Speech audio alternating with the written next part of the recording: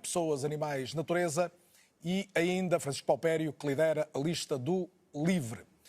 Agradeço a todos a vinda esta noite à RTP, muito bem-vindos. A imigração, começamos por aí, é um dos temas do momento. A Europa precisa de imigrantes por razões demográficas, para renovar gerações e económicas, desde logo por uma clara falta de mão de obra, mas estamos a viver também um fluxo migratório cada vez mais intenso, com uma pressão que é crescente e que coloca vários desafios quanto ao acolhimento e integração dessas pessoas que entram na União Europeia e, obviamente, também em Portugal. É por aqui que começo e António Teixeira Correia, por si, boa noite e muito bem-vindo. Temos em Portugal casos recentes de alguma intolerância e até violência, as agressões aos cidadãos argelinos no Porto, um caso, embora este se calhar valha a pena ter mais cuidado e perceber o que é que aconteceu a esta criança nepalesa em Lisboa. A minha pergunta, sem estabelecer obviamente uma causa e efeito, eu não me compete a mim, entre um discurso e umas consequências, é se estes casos não deviam fazer o Chega concretamente a ponderar uma alteração do discurso, o discurso que se ouve tantas vezes de querem tudo para os imigrantes e para os nossos nada, como ouvi várias vezes André Ventura dizer desde logo no Parlamento.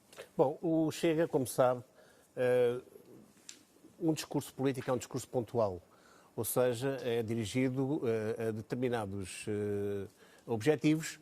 O Chega, no fundo, o que quer é uma imigração controlada. Nós sabemos, como acabou de dizer, e bem, nós precisamos de imigrantes. O nosso país é um país com uma taxa de natalidade muito fraca, é um país que tem necessidade de receber migrantes e de receber pessoas que se integrem na sociedade portuguesa. E receber todos, de todas as origens, ou, por exemplo, aqueles que têm origem islâmica são um perigo porque aumentam a criminalidade, como disse também o líder do seu partido, e lembro que o António é vice-presidente do Chega. Sou sim, senhor, mas eu acho que o problema é mais profundo do que isso. Também aumentou a criminalidade de nível de uma imigração que nós consideramos excelente, que são os brasileiros. Os brasileiros, durante bastante tempo, melhoraram e muito a parte comercial em Portugal, com um atendimento muito melhor e muito mais humano do que tínhamos antigamente, e não só, e trabalharam em empresas, trabalharam em fábricas, trabalharam e vieram também empresários, e nós consideramos essa imigração que veio dos brasileiros, mas quer dizer que há imigração boa e má pela origem? O que há é que quando se abrem as portas de forma escancarada, entram os maus elementos, como entraram brasileiros, como entraram provavelmente de outras, e entraram, nós sabemos que sim, de outras nacionalidades. Portanto, o problema não é tanto a imigração, a origem da imigração. O problema é fundamentalmente quem vem com as portas escancaradas, sem haver um mínimo de escrutínio para essas pessoas. E é isso que está a acontecer em Portugal, não é? É isso que está a acontecer neste momento e é isso que nós somos contra. Não somos de todo contra a imigração. E é obviamente que nós somos absolutamente contra incidentes tais como os do Porto, tais como o da criança que aconteceu hoje. Mas não acha que o discurso do Chega favorece situações de intolerância? Não. Aliás, em toda a Europa... Ainda ontem André Ventura disse, já deste governo está a ser frouxo com a imigração. Não, porque o tema é recorrente. Não, porque este Primeiro-Ministro disse que Portugal, se ele fosse governo, não seria um país de portas escancaradas, seria um país com portas abertas, mas não escancaradas. Há leis em Portugal, nomeadamente os acordos de Schengen que nós não estamos a cumprir, e isso é extremamente grave. Já vou poder ouvi-lo mais eventualmente. Temos, obrigado. obviamente, que fazer uma gestão de tempos, como sabem, nestes debates. Catarina Martins, temos, como eu dizia, também um fluxo migratório cada vez mais forte, mais intenso. A questão aqui é: o que é que se faz? Como é que se gera para se acolher devidamente, para se conseguir que estas pessoas se integrem, tenham trabalho, tenham uma habitação, quando tanto disso é difícil para os portugueses, desde logo o problema da habitação? Bem, muito para os portugueses e para os europeus, estamos a falar da Europa. Muito boa noite, desde já, a todas as pessoas que nos estão a ouvir aqui na mesa. Dizer o seguinte: o Dr. Teixeira Correia acaba de fazer um discurso que explica precisamente o que é a xenofobia e o que é o discurso de ódio que a extrema-direita vai semeando pela Europa. E é por isso que eu acho que a extrema-direita é, de facto, o maior problema de segurança na União Europeia. Não é seguramente quem vem para a Europa à procura de um trabalho, à procura de uma vida melhor. Repare, separar nacionalidades entre as boas e as más, este tipo de discurso, desvalorizar os incidentes, dizer que há por toda a Europa, enfim, é um discurso a que a extrema-direita já nos habituou. O Dr. Teixeira Correia, aliás, nas entrevistas também já repetiu o discurso deste sobre várias nacionalidades. Registro também que acha que as mulheres são um problema, não é? As mulheres são complicadas e, portanto, nós temos aqui o que é hoje não falou a visão... disso. Catarina, mas eu podia... entrevista, mas eu quero registrar isto pelo seguinte. Eu ouço falar das questões da imigração ligadas aos problemas de segurança. E o maior problema de segurança que a Europa vive, que a União Europeia vive, é a extrema-direita. É a extrema-direita que ataca nacionalidades, é a extrema-direita que ataca mulheres, é a extrema-direita que divide povos, é a extrema-direita que é financiada por Putin, Catarina é a Martins, extrema-direita que tem o Likud Netanyahu, o seu aliado. Este é um problema de segurança. E quando falam dos imigrantes é porque não querem responder pelas suas responsabilidades de segurança. Em relação à imigração... o que acontece aos imigrantes favorece, como sabe, muitas vezes também o discurso da extrema-direita. A minha pergunta é como é que, se a questão, e sei que do seu ponto de vista a regularização é a questão-chave, o que é que isso resolve verdadeiramente? Vamos regularizar todos os que querem entrar na União Europeia? Há alguns pontos fundamentais. Em primeiro lugar, as fronteiras na União Europeia estão fechadas e como? Aliás, o Mediterrâneo é a fronteira mais mortífera do mundo e as fronteiras em Portugal são controladas pela PSP e a PJ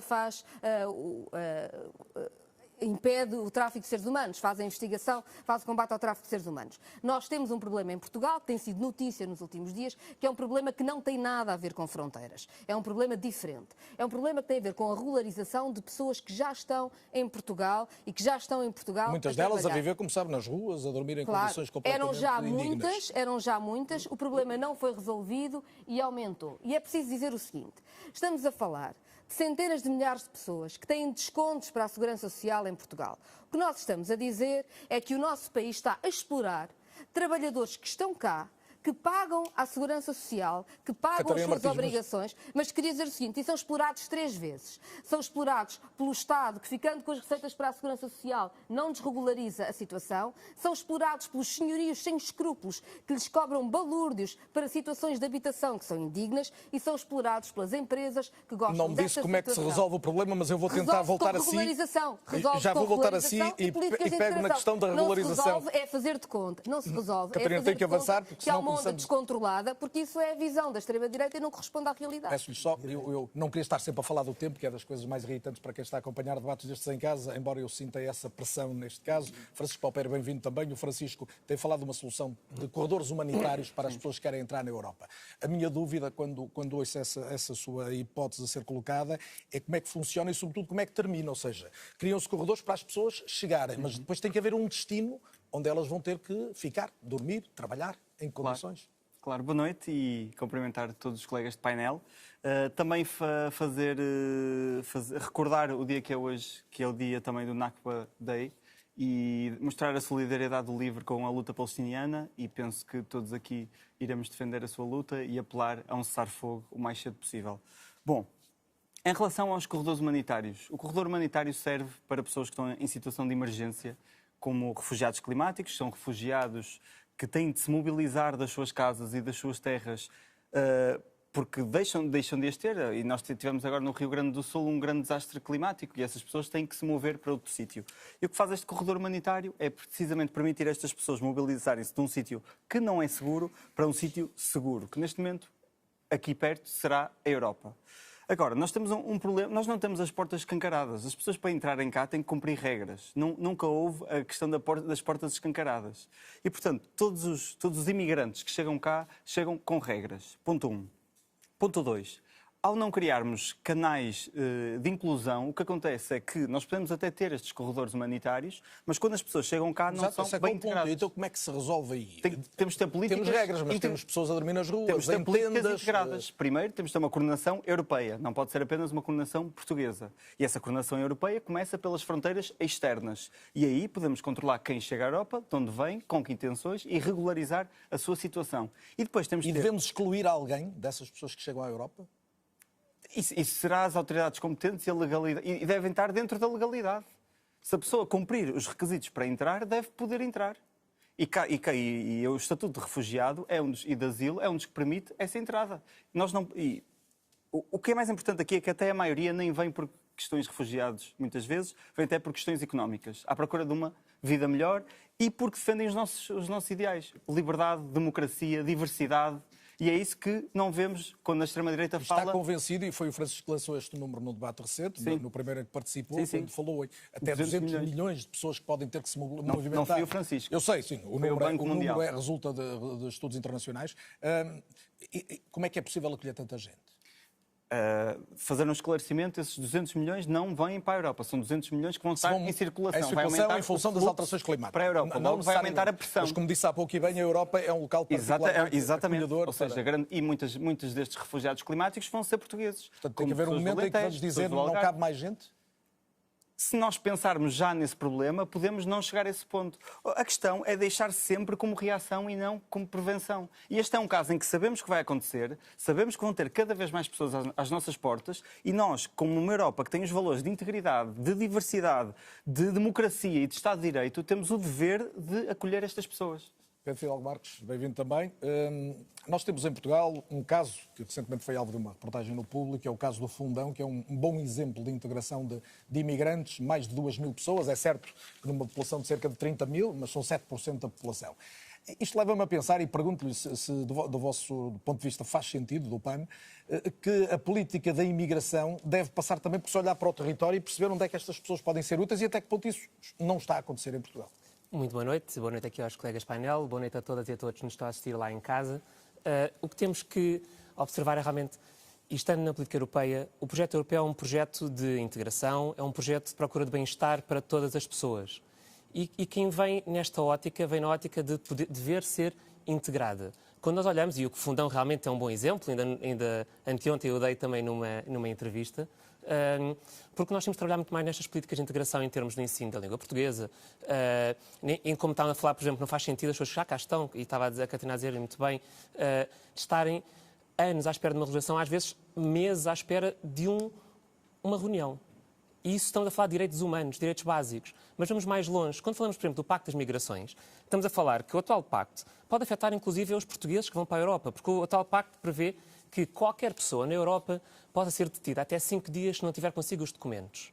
Isto pode levar, como acontece noutros países, como os Estados Unidos, a perfis racializados. Ou seja, eu vou à Suécia e, por ter uma barba e se calhar no verão estar um bocadinho mais moreno, poder ser detido durante 5 dias. Um cidadão europeu porque não tinha os documentos comigo naquele momento que me esqueci no hotel. E estão a falar de pessoas europeus, nós, pessoas que moram cá. Mas nós hoje temos um problema premente de ter muita gente em Portugal que está a sobreviver, não está a viver literalmente. Mas isso temos que olhar para direitos humanos de todos, não é só das pessoas migrantes. Temos que garantir um salário justo para todas as pessoas. E quando falamos disto, temos que olhar, que se falava, por exemplo, refugiados climáticos. Se nós não combatemos as alterações climáticas, estamos a falar, por exemplo, que vamos estar a gerar ainda mais desconforto. Muitos dos conflitos que existem no mundo surgem por uma questão de recursos. Por isso, quando temos catástrofes climáticas, vamos estar ainda a pressionar muito mais isto. E já agora quero ver que o LIVRE já está de acordo com o PAN, porque o PAN, na última legislatura, foi o único partido que apresentou o Estatuto do Refugiado Climático. Ainda bem que já estamos mais a bordo nesta questão. Porque, além disso, também temos que olhar para... Não podemos continuar neste flagelo. Todos nos lembramos, e acho que toda a gente lá em casa se lembra, da criança na praia, morta, porque não foi resgatada. E o que se está a fazer agora é as autoridades estão a denunciar os barcos de migrantes que estão no Mediterrâneo à Líbia, que é um país que é contra qualquer... ou seja, todas as organizações, a Amnistia Internacional dizem que não é um país que cumpre os direitos humanos e nós estamos a recambiar estas pessoas para um sítio onde sabemos que os seus direitos mais básicos não são garantidos. Deixe-me só perguntar ao António Teixeira Correia se depois de ouvir estes argumentos mantém a ideia de que nós precisamos de uma política de imigração mais restritiva. Mas com certeza. Eu estive outro dia na Igreja de Santa Maria dos Anjos e vi a maneira como aqueles imigrantes vivem em condições absolutamente desumanas. Eu visitei ao longo da minha carreira vários campos de refugiados. Visitei campos de refugiados na Jordânia, visitei campos de refugiados no Egito, visitei campos de refugiados naquela zona toda. E eu vou-lhe dizer uma coisa com um grande peso no coração. Essa gente vive melhor do que eles. E, por outro lado, temos aqui um outro problema. É que 40% da população portuguesa, neste momento, está no nível de pobreza. Dizer que um refugiado vive melhor num campo de refugiado do que nós, eu acho que é de uma tremenda não é desumanidade. É do que aqueles que estão à volta da Igreja dos Anjos, pode ter certeza. Acho que alguém que foge do seu país por uma guerra, por uma crise climática, dizer que está a viver bem num campo de refugiados é de uma tremenda desumanidade. Desculpe, tem razão, peço desculpa. Tem que ser rápido, por favor. Muito bem. É muito simples. Nós temos que ter aqui algum equilíbrio humanitário também, porque obviamente os refugiados e os imigrantes, que aqui a maior parte são imigrantes, são pessoas como nós, mas também temos que pensar nos portugueses, porque temos que fazer aqui um equilíbrio entre as nossas necessidades para desenvolver o país e, por outro lado, dar um bom nível de vida aos portugueses e às famílias portuguesas. Catarina Martins, peço-lhe concisão, mas é possível encontrar um ponto de equilíbrio entre as necessidades e as capacidades do país para acolher estas pessoas e isso não faz sentido? Faz todo sentido. Aqui estão a misturar-se questões diferentes. A questão do Pacto das Migrações, a questão do Frontex na União Europeia e a questão que está a acontecer agora em Portugal com a regularização de migrantes e que é uma questão diversa e que não tem a ver com estas decisões que foram tomadas na União Europeia. Em Portugal, claro que é possível fazer um processo de regularização a pessoas que trabalham em Portugal, têm descontos para a Segurança Social e ficam na situação de serem alvo de todo o tipo de exploração por não terem os documentos regularizados. É preciso uma unidade de missão para tratar disto. O Bloco de Esquerda defende isto desde 2019. É depois preciso regras na economia, porque nós não podemos permitir que quem precisa da mão de obra imigrante, e aliás a explora, seja na agricultura, seja no turismo, possa depois não ter nenhuma responsabilidade nas condições de habitação dos seus trabalhadores, porque se pedem às pessoas para vir, porque precisam delas, têm depois de criar condições para as pessoas serem tratadas com dignidade. O problema não está nas pessoas que imigraram, o problema está em quem está a explorar essas pessoas, e isso é que deve ser combatido, é essa exploração. Quando chega, atira aos imigrantes, separando os portugueses dos imigrantes, separando as pessoas, está a fazer de conta que o problema está em quem é mais vulnerável, a quem está a dar tudo ao país e precisa ser respeitado, porque nós queremos um país em que todas as pessoas vivem. Eu creio que ficaram claros os vossos pontos de vista. A Catarina leva alguma vantagem de tempo, peço desculpa, para avançarmos. Outro dos desafios imediatos da Europa resulta em grande parte da guerra na Ucrânia, com necessidade evidente de reforço do apoio à resistência ucraniana, e tem sido essa a política da União Europeia.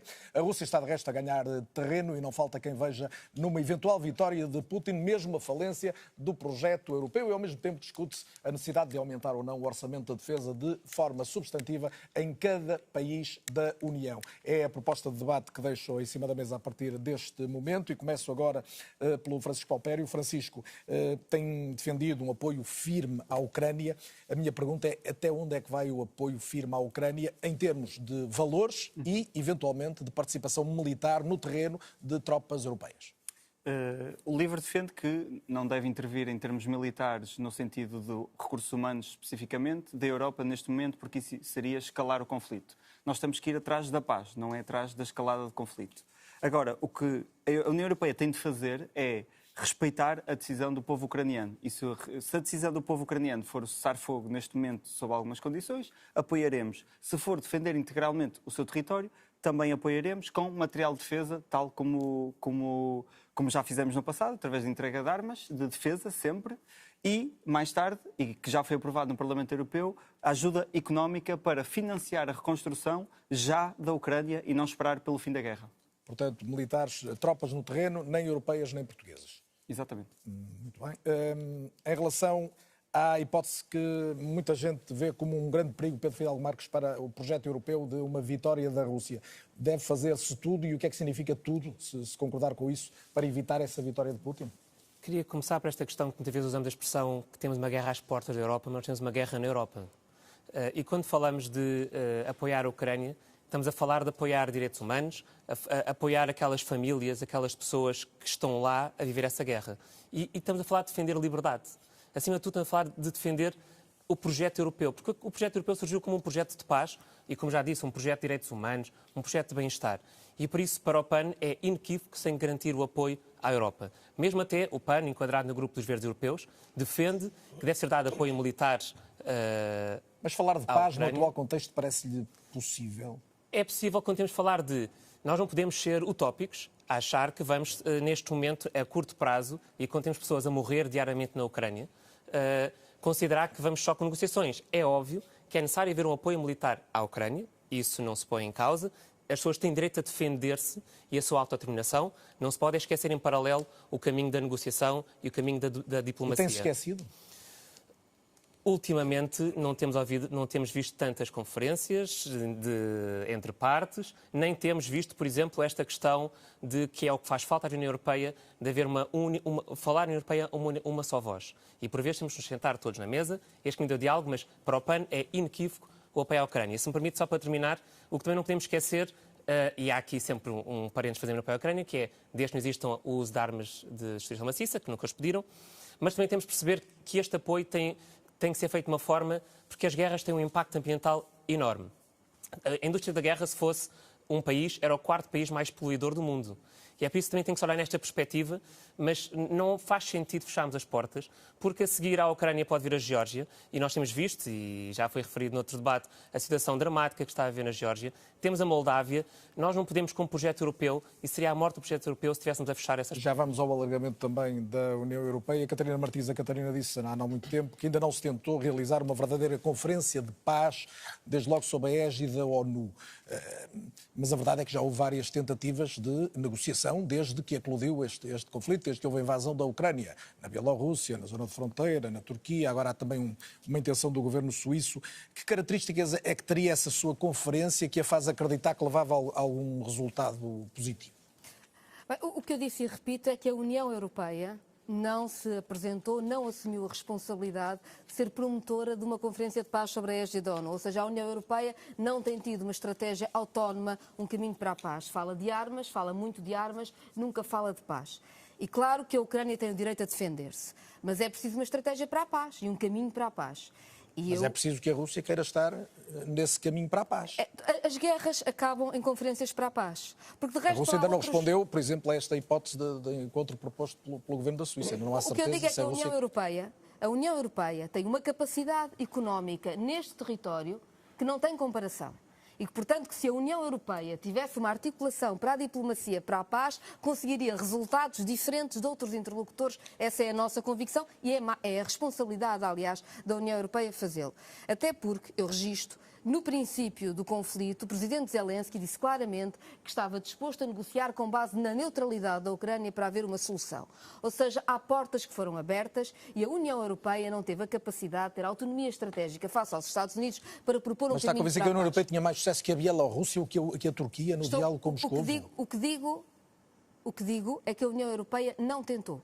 O que digo e repito é que a União Europeia não tentou. Aliás, tem tido um caminho de um enorme cinismo, um enorme eurocinismo, se quiserem, que é começar a dizer à Ucrânia que dá todo o apoio à Ucrânia, que até quer o alargamento à Ucrânia, sem depois discutir as duas coisas que são essenciais para que isso possa acontecer. Primeiro, é um caminho para a paz, é preciso falar de paz, se não houver empenho para a paz não vai haver solução, até porque, se não houver um caminho para a paz negociado, as outras duas alternativas são a destruição da Ucrânia, já temos 2 anos de guerra, mais de 2 anos de guerra vai continuar, ou uma escalada nuclear. Todos nós percebemos que esses não são caminhos possíveis. O outro caminho tem de ser uma aposta diplomática. António Tanger Correia, por falar em aposta diplomática, o senhor é um diplomata de carreira, uma carreira longa, e tem falado também desta questão de uma hipótese de paz, o que até o aproxima de um discurso mais à esquerda, como ainda ouvíamos agora a própria Catarina Martins, só em relação à ideia de que é preciso olhar o caminho da paz. Mas a minha pergunta para si é concreta e tem a ver com uma frase que o senhor disse, que é: se calhar a Ucrânia devia entrar numa cooperação reforçada com a Rússia, em que a Rússia se sentisse confortável.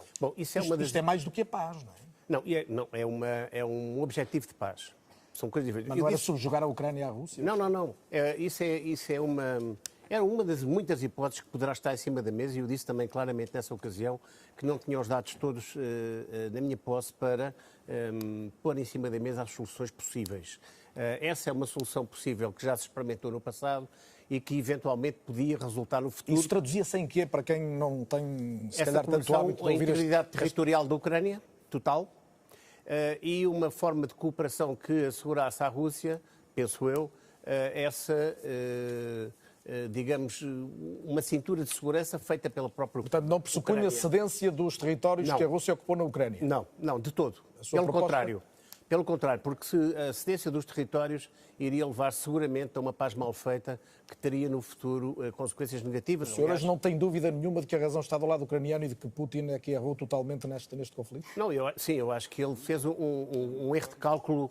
Um erro de cálculo fatal. Só que há aqui uma terceira hipótese que a Catarina Martins não focou, que é talvez a pior, que é a continuidade de uma guerra de fricção e de erosão da Ucrânia feita pela Rússia, e que vai levar a um resultado complicado, e é por isso que nós temos que apoiar. Mas como o senhor sabe, até por via da sua experiência, as negociações também dependem muito do que está a acontecer no terreno das operações, no fundo, do conflito armado. E a Rússia neste momento está a levar vantagem. Por isso é que como é que se senta a Rússia à mesa? Não, tem toda a razão. Por isso é que é preciso apoiar a Ucrânia, dar força à Ucrânia, para a Ucrânia não ir para a mesa das negociações numa posição de inferioridade. E há aqui 2 jogadores fundamentais, só se ficou por alto nesses 2 players, que é os Estados Unidos e a Inglaterra, que são importantíssimos a nível de qualquer solução que se encontre para este conflito.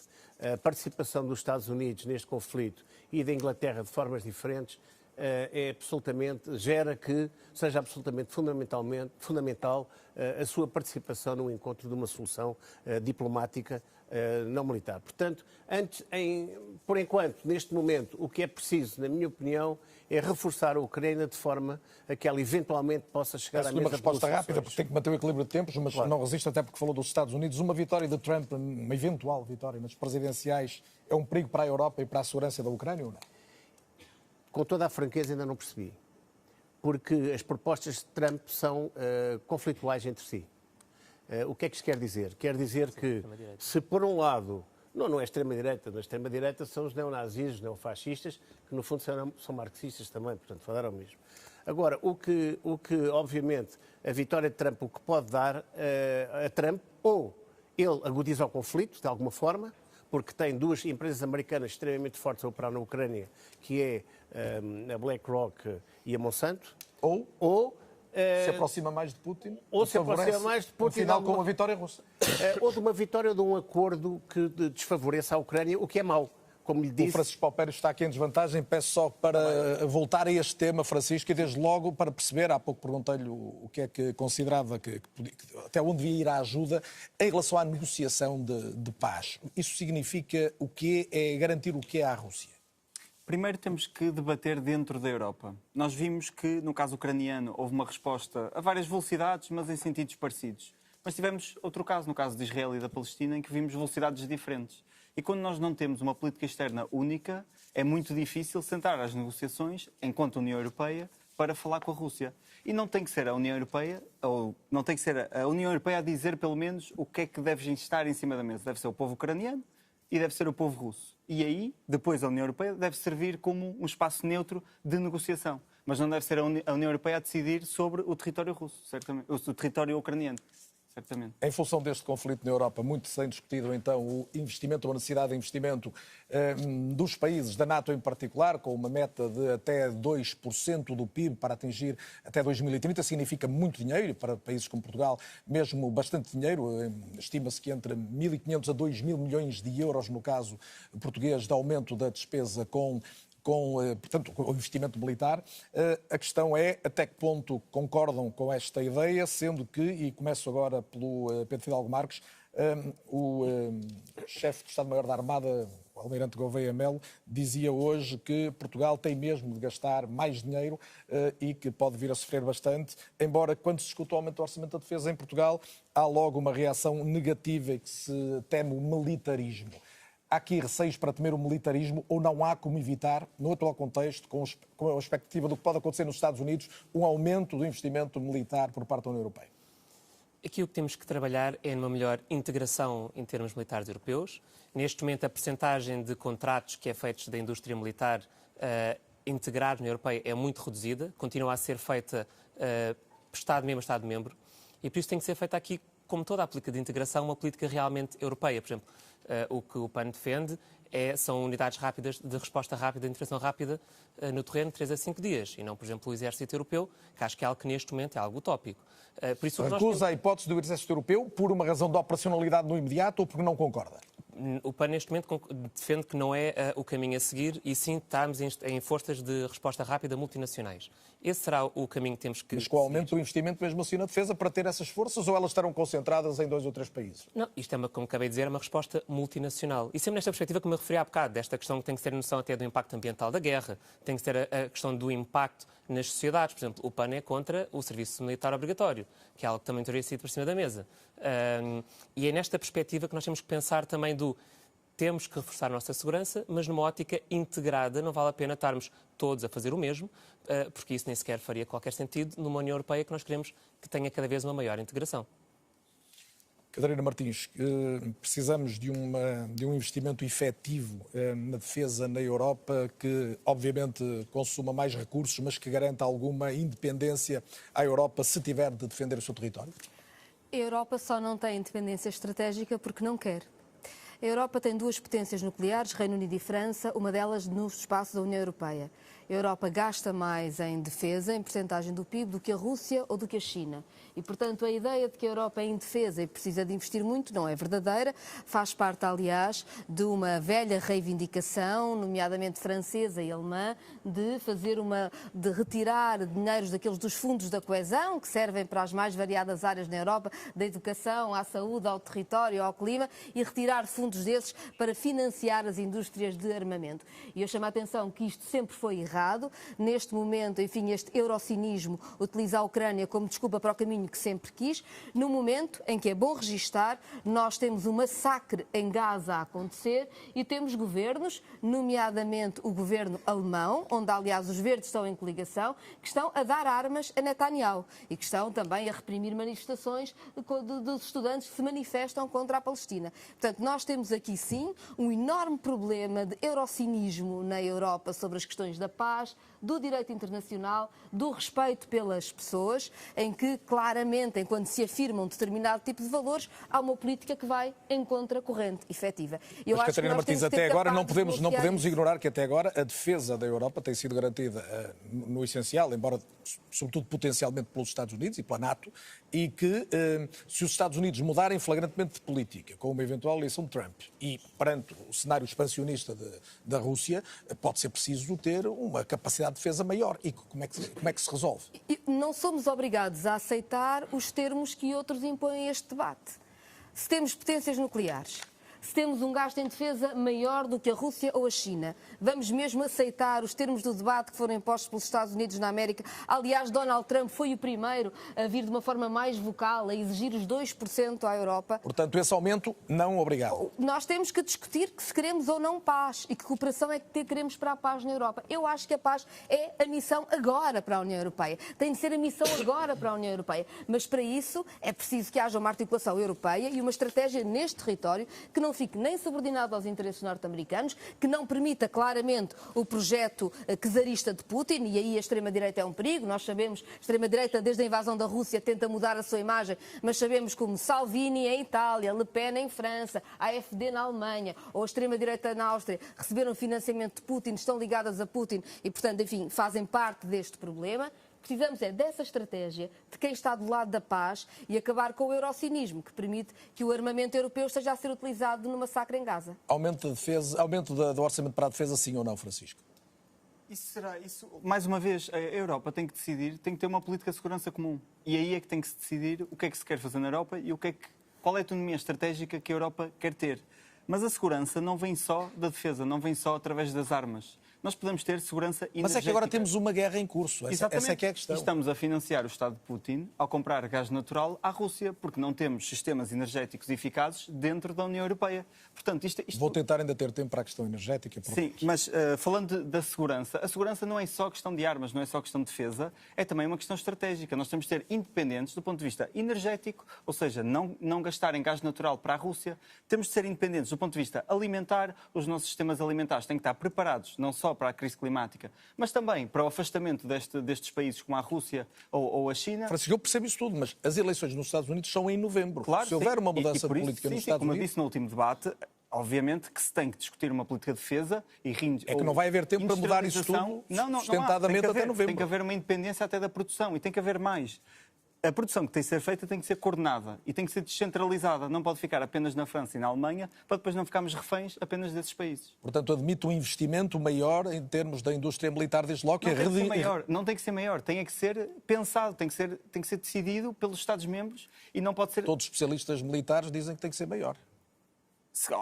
Obviamente que todos vão dizer que tem de ser maior. E eu, como biólogo e como protetor da parte climática, vou dizer que também o orçamento para o ambiente tem que ser maior. A questão é que isto faz parte de um sistema maior e, portanto, temos que pensar se queremos alocar todo este dinheiro para a defesa e depois deixamos pessoas, como foi dito aqui, sem casa, pessoas que têm um salário e que recebem o salário mínimo e que não têm condições para comprar a sua comida. E isto vem da segurança alimentar que falei, vem da questão da independência energética. Não é só a questão de defesa de armas que é uma prioridade, há outras prioridades e isso tem de ser tudo considerado. António Tangero Correia. 10 segundos, só para... Tenho aqui um bocadinho menos tempo. Só para lançar que às vezes, em vez de pormos em causa a questão da defesa, e se às vezes o que está em causa, o que muitas vezes está em causa em cima da mesa, é os lucros excessivos que se podem advir da indústria militar e desta militarização, se calhar devíamos estar a discutir também, como já aconteceu na energia, era de uma contribuição extraordinária destes lucros excessivos para apoio humanitário ou para combater todos os danos climáticos e ambientais que a guerra provoca.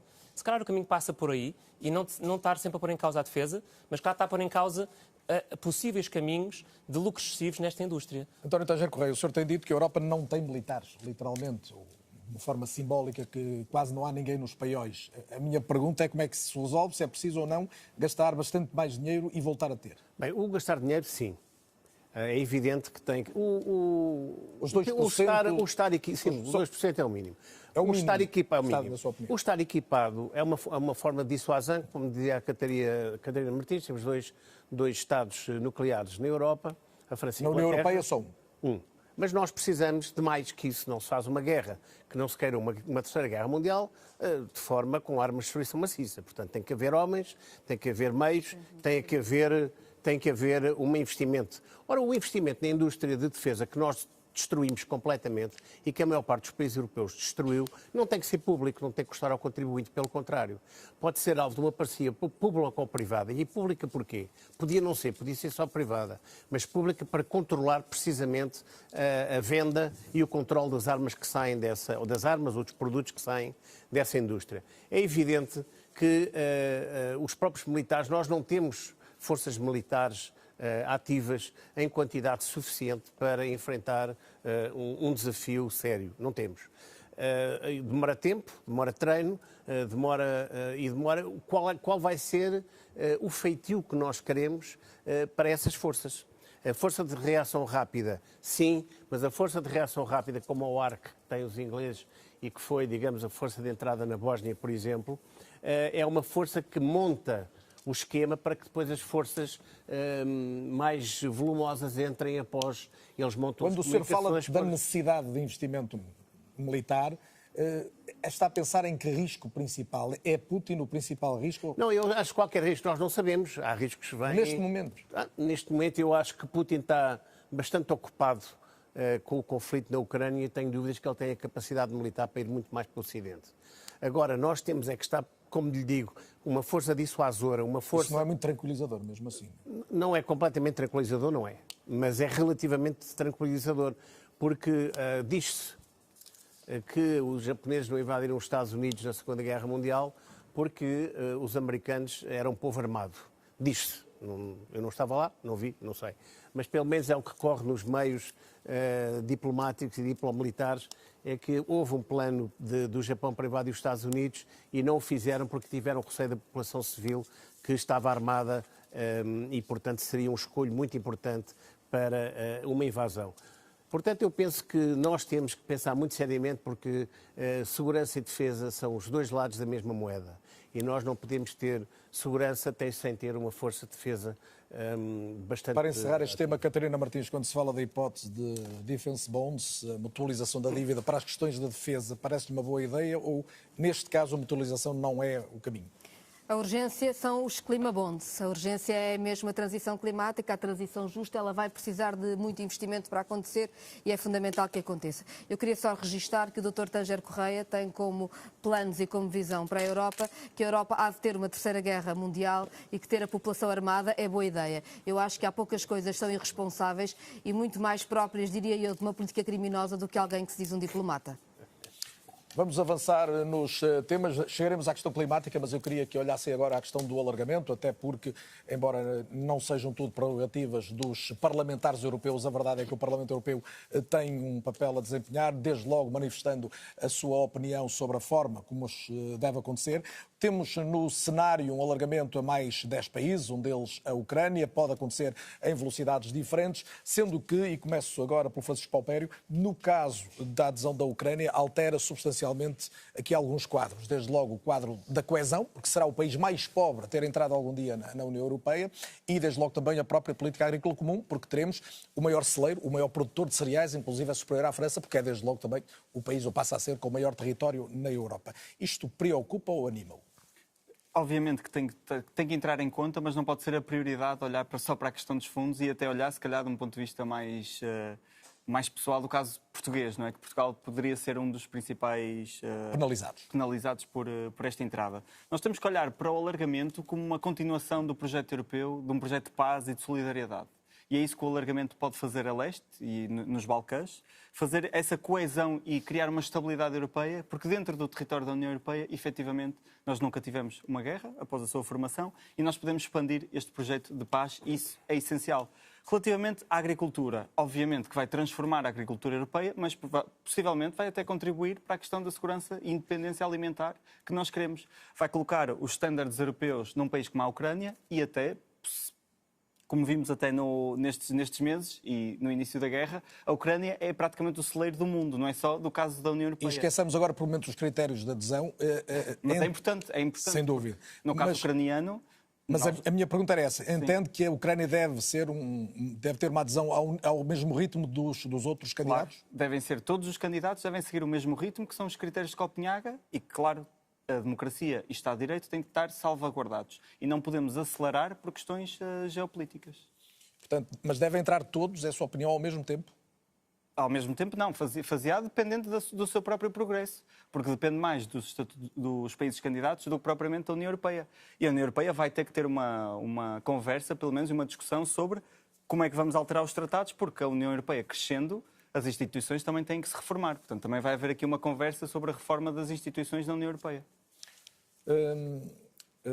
Pergunto agora ao Pedro Fidalgo Marques se a questão do alargamento deve ser vista então como um problema e não apenas centrado em Portugal, mas na própria deslocação para leste, vamos dizer, do centro, uma vez que vamos ter uma data de países que outrora estiveram na influência do Bloco Leste e que agora passam a estar no grande guarda-chuva da União Europeia. Isso é um problema? Eu acho que nós não devemos encarar nunca um alargamento da União Europeia como um problema. Porque a União Europeia, surgindo como este projeto de integração, a própria União Europeia ganha, e há bocado estava a dizer isso, ou seja, o fim da União Europeia é quando nós nos fecharmos sobre nós próprios. E estamos a falar de países que pertencem à União Europeia, países que têm feito o seu percurso, e isso eu concordo com o Francisco, na ótica de cada país deve cumprir os seus critérios de Copenhaga, não há necessidade ou não se deve forçar esta entrada conjunta, porque cada um deve entrar quando tiver os seus recursos. Mas claro, quando falamos às vezes de é um problema porque vai haver falta de fundos. A Europa gastou em 2022 300 mil milhões de euros em subsídios aos combustíveis fósseis. Até acho piada aqui, porque em Portugal, e a Inês Sousa Real disse isso muitas vezes, não é? Que nós temos 300 milhões de bordas fiscais aos combustíveis fósseis, na União Europeia foram 300 mil milhões de euros.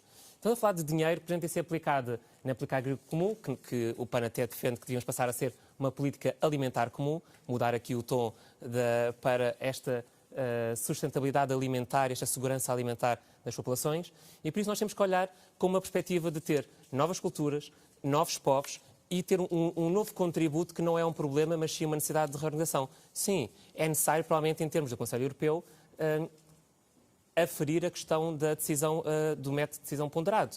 Neste momento são precisos 4 países com 35% da população.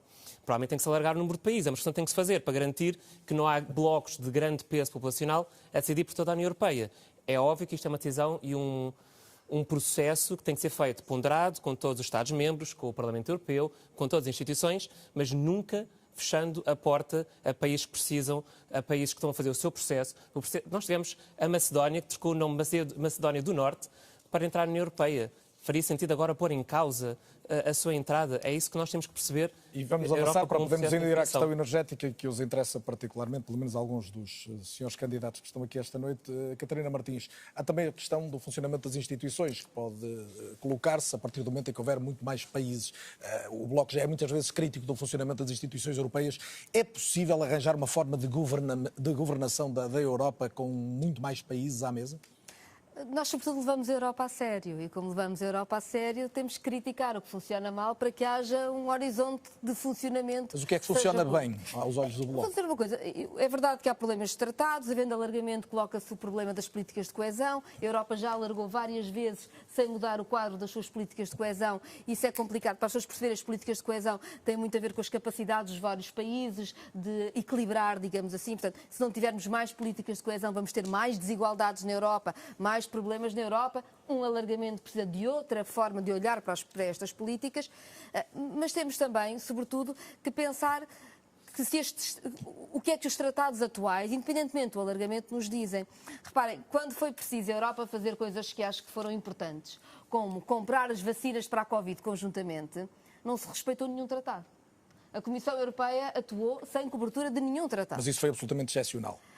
Foi absolutamente excepcional, mas bem. Agora, por exemplo, para responder à crise do Covid, tanto as regras de governação económica como as regras de mercado único, que vigoraram na altura da crise financeira e que colocaram tantas dificuldades ao nosso país, ficaram suspensas porque era preciso responder a uma crise.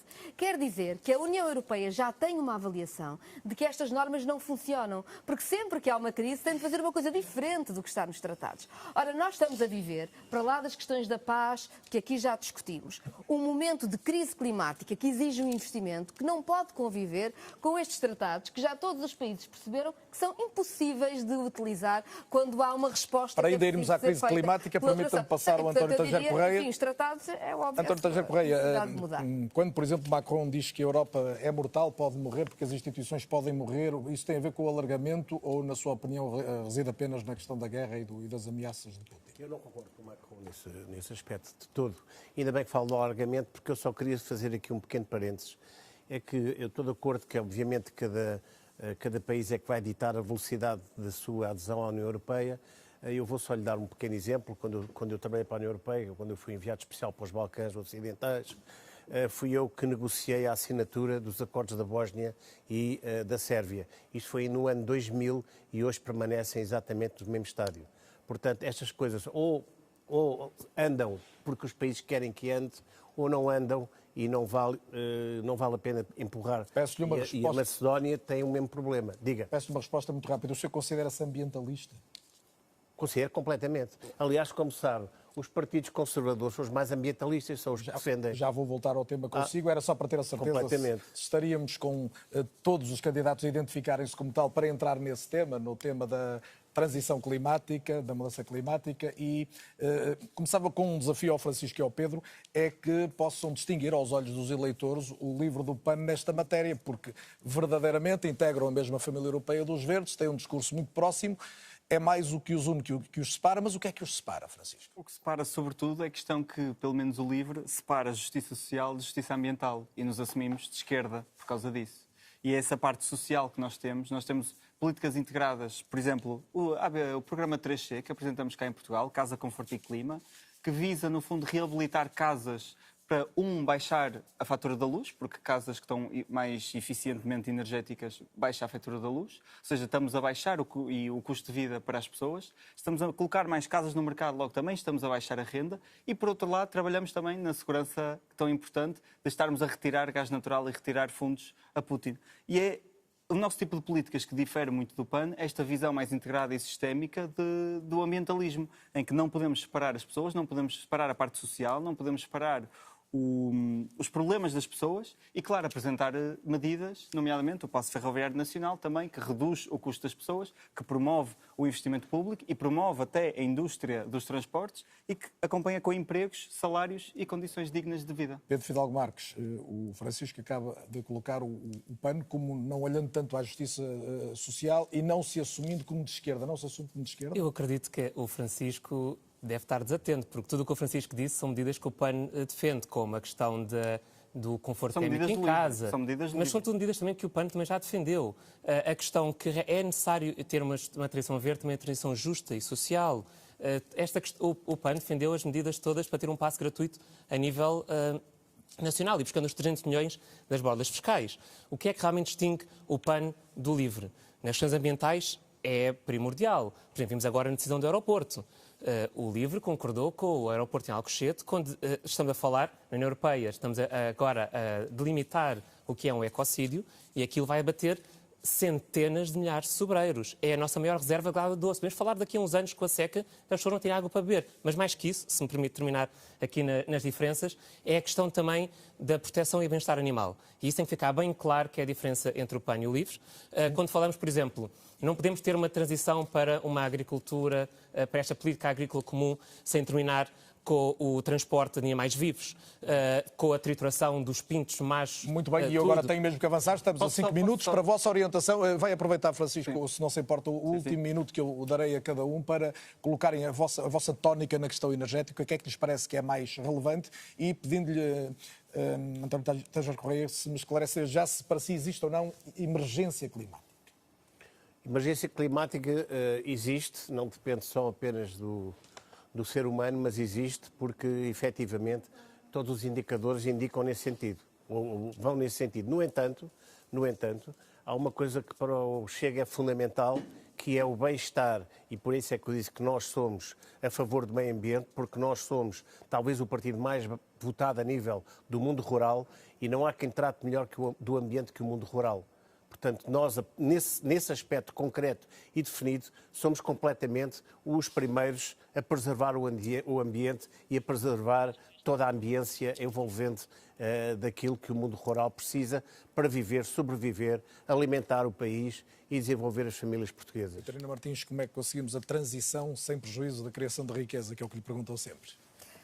Se não houver transição, é que não há mesmo criação de riqueza. Um estudo recente que saiu dizia que um estudo científico, que cada grau que a temperatura média aumenta, 12% do PIB mundial se perde. Ou seja, se as contas destes cientistas estiverem certas, as emissões de CO2 na União Europeia significam que por dia a União Europeia está a perder 9 mil milhões de euros por não fazer a transição climática.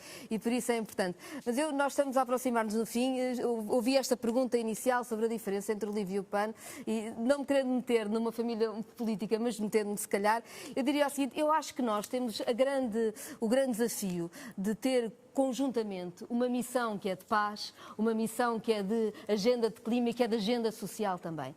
E desse ponto de vista, eu tenho gostado de ver a forma como o Francisco Paupério defende os direitos humanos, fala do Pacto das Migrações. E eu acho que os verdes, onde estão partidos que estão em governos que quiseram o Pacto das Migrações, que fazem deportações como o governo da Alemanha agora. Devem fazer o quê, Catarina? Não, que estão a vender armas a Netanyahu. O que eu dizia era uma coisa diferente aqui.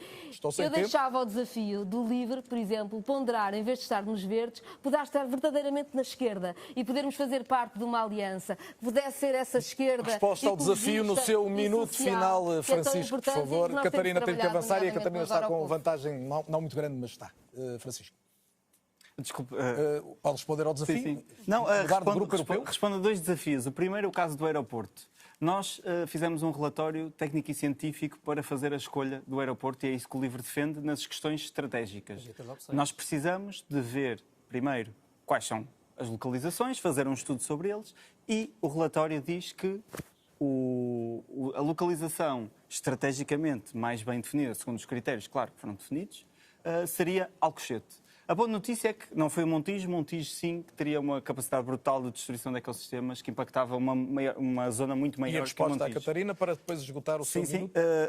Só para acabar esta parte. O que nós não podemos fazer é quebrar a inovação e quebrar o progresso social em nome do ambiente. Nós conseguimos mitigar questões ambientais e nós vamos sempre defender o ambiente. Agora, nós temos é que, mais uma vez, o LIVRE defende o Alcochete, havendo esta mitigação ambiental. Nós detectamos... Desde que se pague, pode-se destruir a natureza. Não é desde que se pague, mas tendo em conta que temos um aeroporto em Lisboa que provoca poluição atmosférica muito superior... Já não temos tempo, Francisco, 10 segundos para concluir. Aliança à esquerda. O LIVRE está muito feliz nos verdes europeus, porque tem 3 pilares basilares para nós e também dos verdes europeus, que é a democracia, ambiente e direitos humanos. E são as prioridades, e são as prioridades dos verdes, que sempre lutaram por isso e nós vamos continuar a lutar por isso. Pedro Fidalgo Marques. Mas Pedro, não tem tempo. Vamos daqui a pouco pagar multa, Pedro Fidalgo Marques. Neste minuto final, o que quero realmente realçar é o que estava há bocado e estava a terminar, nesta política que o PAN tem sempre seguido, da proteção e bem-estar animal, tantos animais de companhia, nesta transição que tem que se fazer para uma economia mais justa, que integre toda a gente, que não deixe ninguém para trás. Temos de trabalhar ainda na igualdade salarial a nível da União Europeia como em Portugal. Existe um esquecimento da igualdade salarial de todas as mulheres. Temos que trabalhar nesse caminho até dos direitos humanos, direitos das minorias LGBTI, pessoas racializadas. Uma coisa que me tem falado que é a cultura. Tem que se investir muito mais... E na energia, já agora não resisto, última pergunta para 10 segundos. O nuclear não? Obrigado. A energia nuclear, tal como a família dos Verdes diz, e nisso temos estado em desacordo também com o LIVRE, o nuclear não é o futuro, são as energias renováveis que vão criar 1,2 milhões de empregos na Europa e por isso nós temos que apostar nas energias renováveis como energias do futuro, até para ter esta autonomia energética. Que podem ainda ser desenvolvidos em próximos debates. Eu quero agradecer, obviamente, muito a presença.